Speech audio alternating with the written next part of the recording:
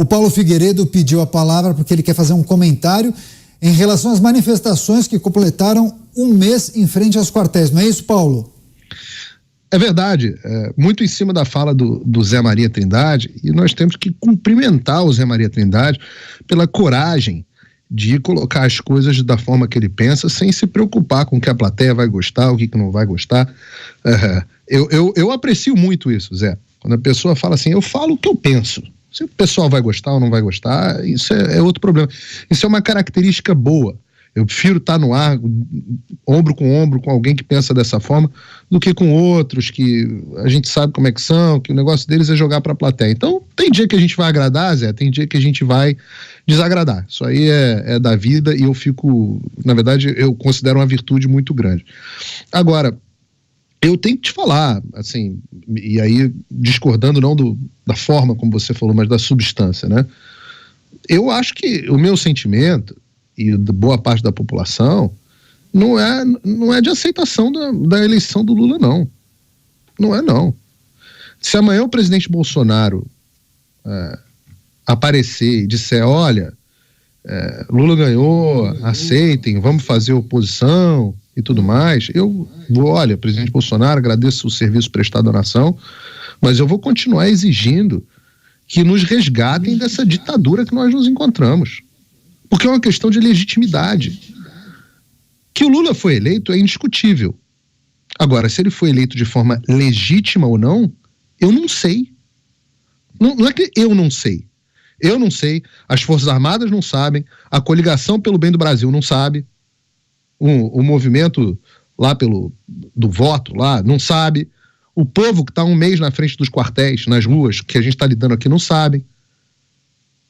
Então, é questão de legitimidade. Se amanhã me chamam para fazer oposição, eu te adianto a todos aqui na audiência, não serei oposição ao governo Lula. Serei oposição ao regime. Eu serei oposição ao regime que o Brasil se encontra. Não ao governo. Porque eu não entendo, não vejo legitimidade. Não vejo, eu lamento, não consigo ver. Se você não tem segurança, não sou eu que estou dizendo, são as Forças Armadas. Os melhores técnicos do Brasil, os técnicos do ITA que fizeram o relatório do PL. Se a gente não enxerga legitimidade, segurança, se não há segurança, não há legitimidade. O ônus da honestidade não é que a gente tem que apresentar que houve fraude na eleição, pelo contrário. Ora, eu estou repetindo o que aconteceu na Alemanha. E aí nós pegamos essas pessoas que os ministros gostam de chamar de malucos, esquizofrênicos, gado. Eu já enxergo no conjunto do povo uma sabedoria popular ímpar. Sabedoria mesmo, não inteligência. Eles não têm uma formação, muitas vezes, de grandes juristas. Todo mundo foi para MIT. Mas há uma sabedoria. Porque, veja, eu passei por algumas das melhores escolas, tive o privilégio de passar por algumas das melhores escolas do mundo. Eu não sei onde é que está a solução para o que a gente vive. Está muito claro para mim onde que não está. Certamente não está no judiciário. Também, eu acho que as notícias dos últimos dias deixaram claro que não está no Congresso. Nesse Congresso de Lira e Pacheco.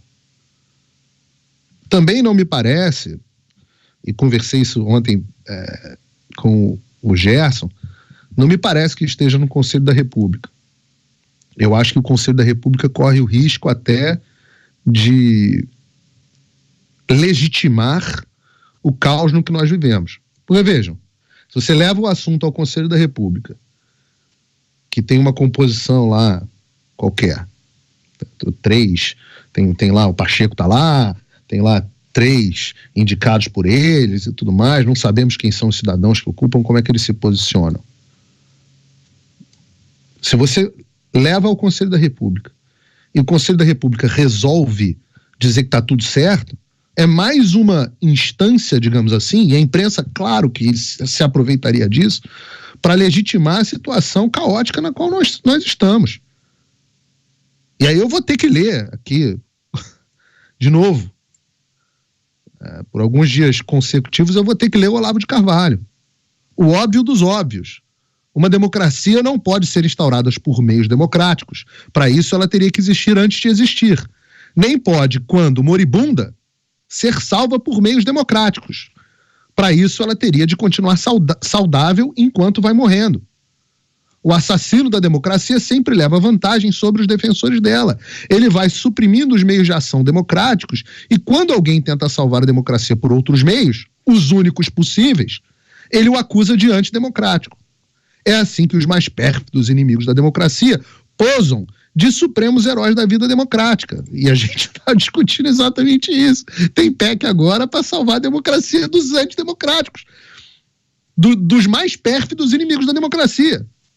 A gente certamente vai falar mais sobre isso. De forma, Zé, colegas, Gerson e tudo mais, que eu, Paulo, não sei qual é a saída.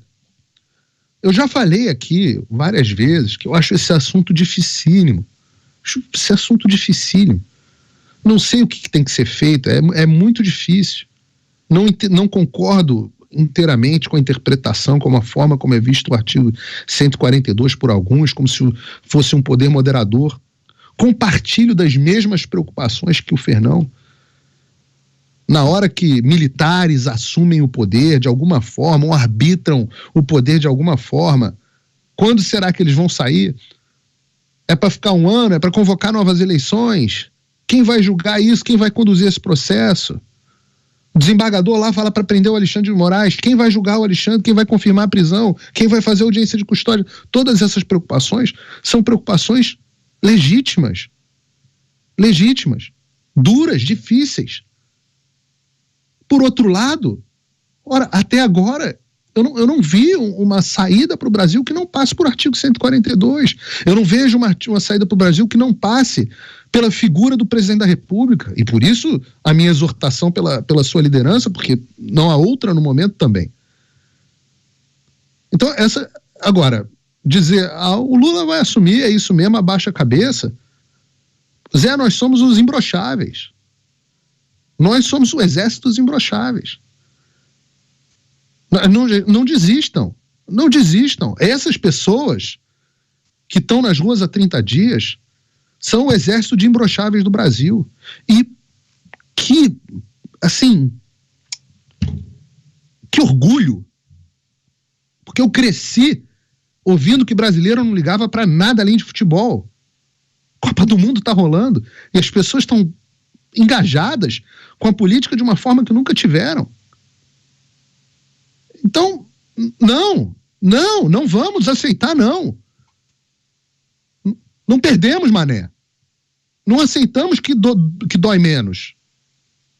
Não. E se nada for feito, se a condição continuar nesse caos, vamos fazer oposição ao regime. Porque não há um governo no Brasil, há um regime. Alexandre de Moraes não é um governo. STF não é um governo, isso é um regime. Não há Constituição. De respeito à liberdade de imprensa, não há oposição sem liberdade de expressão. Olha aspectos que a gente está discutindo aqui no programa. Uma, criminaliza você cobrar político. E a outra, torna o Supremo Tribunal Federal inimpeachmentável. Vocês querem que eu faça oposição a esse governo? Pro espaço, eu vou fazer oposição a esse regime. Então, Zé, não vamos aceitar, não. Não, vamos embora. Vamos continuar brigando, porque é a luta pela nossa sobrevivência.